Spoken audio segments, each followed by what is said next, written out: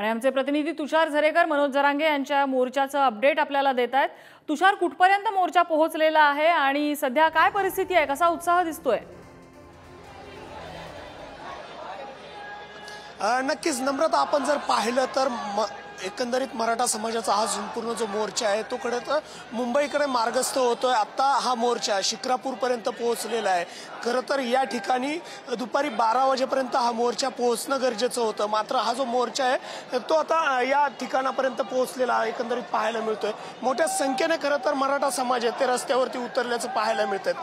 अनेक मराठा सेवक आहेत ते खरं तर या रस्त्यावरती आलेले आहेत आणि एकंदरीत एक मराठा लाख मराठाचा जो जयघोष आहे ते खरं तर या ठिकाणी एकंदरीत सुरू असल्याचं एकंदरीत पाहायला मिळतंय। तर दुसरी गोष्ट जर आपण पाहिली तर हा जो संपूर्ण जो मोर्चा आहे तो आता पहाटेपर्यंत तो जो मुक्कामाचं जे ठिकाण आहे वाघोली, या वाघोली या ठिकाणी पहाटेपर्यंत पोहोचण्याची शक्यता आहे।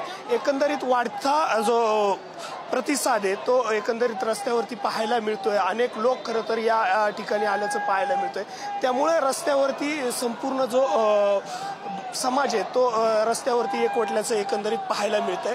आणि हा जो संपूर्ण जो मोर्चा आहे यामध्ये अनेकांना हा प्रश्न पडला असेल, खरं तर ज्या ठिकाणी रात्री पोहोचायचं त्या ठिकाणी पहाटे पोहोचलं जात आहे, म्हणजे रात्रभर जो आराम होणं अपेक्षित होतं तो कधी होतोय? म्हणजे हे मोर्चेकरी आराम करतायत की नाही? मनोज जरांगे आराम करतायत की नाही?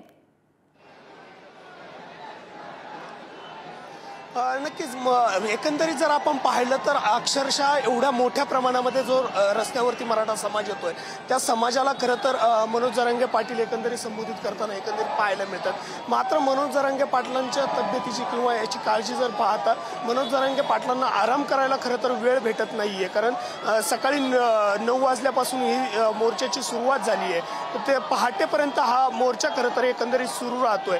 आणि या दरम्यानमध्ये मनोज जरांगे पाटील गाडीवरती बसूनच जेवण करतात। त्यानंतरून मनोज जरांगे पाटील पूर्णपणे सकाळी 12 वाजेपर्यंत पायी चालतात, त्यानंतरून पुढे गाडीवरती येतात। त्यामुळे त्यांची जी आरामाची व्यवस्था आहे ती कुठेतरी कमी होताना एकंदरीत पाहायला मिळते, त्यामुळे त्यांना कुठे आरामही मिळत नसल्याचं एकंदरीत पाहायला मिळतंय। त्यामुळे मराठा समाजाकडनं त्यांची खरं तर सेवा करण्यासाठी किंवा इतर काही गोष्टींसाठी अनेक मराठा सेवक पुढे येतानाही पाहायला मिळतात। अगदी तुषार, चौकाचौकातले अपडेट्स तुमच्याकडून घेऊ। तुर्तास धन्यवाद या माहितीबद्दल।